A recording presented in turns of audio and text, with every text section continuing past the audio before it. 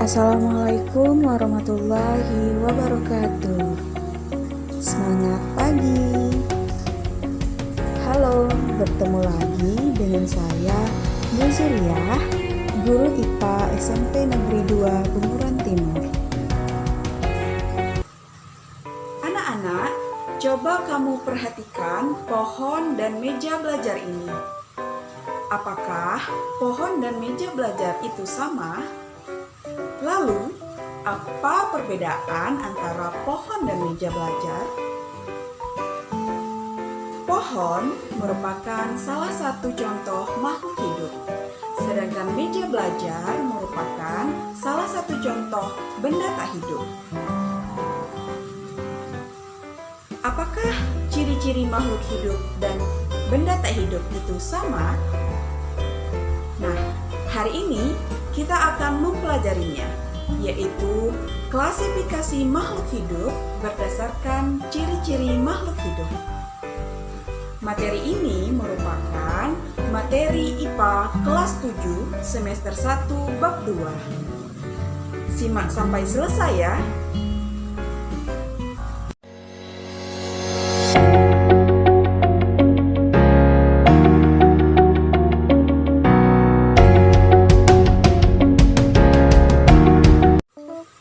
Adapun tujuan pembelajaran kita kali ini adalah yang pertama, peserta didik dapat melakukan pengamatan terhadap makhluk hidup dan benda tak hidup. Yang kedua, peserta didik dapat menyajikan hasil pengamatan. Yang ketiga, peserta didik dapat menjelaskan ciri-ciri makhluk hidup. Dan yang keempat, peserta didik dapat menjelaskan perbedaan makhluk hidup dan benda tak hidup. Manusia, hewan, dan tumbuhan merupakan kelompok makhluk hidup. Makhluk hidup dan benda mati dibedakan dengan adanya ciri-ciri kehidupan. Ciri-ciri kehidupan antara lain bernafas, memerlukan makanan dan minuman, bergerak, tumbuh dan berkembang biak, peka terhadap rangsang, dan dapat menyesuaikan diri terhadap lingkungan. Benda mati ataupun benda tak hidup tidak memiliki ciri-ciri tersebut. Ciri-ciri kehidupan atau ciri-ciri makhluk hidup yang pertama adalah bernafas. Bernafas adalah menghirup udara yang mengandung oksigen atau O2 dan mengeluarkan udara yang mengandung karbon dioksida atau CO2 lebih besar dari yang dihirup. Kamu dapat merasakan kebutuhan bernafas dengan cara menahan untuk tidak menghirup udara selama beberapa saat. Tentunya, kamu akan merasakan sesak sebagai tanda kekurangan oksigen. Ciri-ciri makhluk hidup yang kedua adalah memerlukan makanan dan minuman. Untuk melakukan aktivitas, makhluk hidup memerlukan energi. Untuk menghasilkan energi, makhluk hidup memerlukan makanan dan minuman. Apakah tumbuhan juga memerlukan makanan? Jawabannya iya. Tumbuhan memperoleh makanannya lewat proses fotosintesis. Selanjutnya, bergerak. Kamu dapat berjalan, berlari, berenang, dan menggerakkan tangan. Itu merupakan ciri dari bergerak. Bergerak merupakan perubahan posisi tubuh baik secara aktif maupun pasif. Tubuhmu dapat melakukan aktivitas karena memiliki sistem gerak. Sistem gerak terdiri atas tulang, sendi, dan otot. Ketiganya bekerja sama membentuk sistem gerak. Ciri-ciri makhluk hidup selanjutnya adalah tumbuh dan berkembang. Perhatikan tubuhmu. Samakah tinggi dan massa tubuhmu sekarang dengan tinggi dan massa tubuhmu waktu masih kecil? Tentu saja tidak sama, bukan? Tinggi dan massa tubuhmu akan bertambah seiring pertambahan usia. Proses inilah yang disebut dengan tumbuh.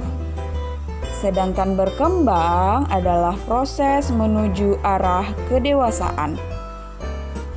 Hewan juga mengalami hal yang sama.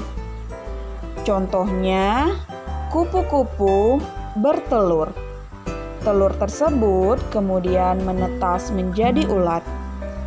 Lalu, ulat menjadi kepompong. Kepompong berubah menjadi kupu-kupu muda dan akhirnya berkembang menjadi kupu-kupu dewasa. Tumbuhan juga seperti itu. Contohnya, pada tumbuhan ditandai dengan berbunga dan berbuah. Selanjutnya yaitu berkembang biak. Kemampuan makhluk hidup untuk memperoleh keturunan disebut berkembang biak. Berkembang biak bertujuan untuk melestarikan keturunan agar tidak punah. Sebagai contoh, kamu lahir dari ayah dan ibu. Ayah dan ibumu masing-masing juga mempunyai orang tua yang kamu panggil kakek dan nenek, dan seterusnya. Ciri-ciri selanjutnya adalah peka terhadap rangsang. Bagaimanakah reaksi kamu jika tiba-tiba ada sorot lampu yang sangat terang masuk ke mata? Tentu, secara spontan, kamu akan segera menutup kelopak mata. Dari contoh itu menunjukkan bahwa manusia mempunyai kemampuan untuk memberikan tanggapan terhadap rangsangan yang diterima. Kemampuan menanggapi rangsangan disebut iritabilitas. Hewan dan manusia dilengkapi dengan alat indera untuk menanggapi rangsang, seperti hidung untuk mencium bau, mata untuk melihat, dan telinga untuk mendengar. Tumbuhan juga mempunyai kepekaan terhadap rangsang yang menghasilkan gerak pada tumbuhan. Contohnya, daun putri malu. Dan ciri-ciri makhluk hidup yang terakhir adalah menyesuaikan diri terhadap lingkungan. Kemampuan makhluk hidup untuk menyesuaikan diri dengan lingkungan disebut adaptasi. Contohnya, tumbuhan yang hidup di tempat kering seperti kaktus memiliki daun yang sempit dan tebal. Sedangkan tumbuhan yang hidup di tempat basah seperti teratai memiliki daun lebar dan tipis. Demikianlah uraian tentang ciri-ciri makhluk hidup. Kesimpulan pembelajaran kita kali ini adalah makhluk hidup dan benda tak hidup dibedakan berdasarkan ciri-ciri kehidupan.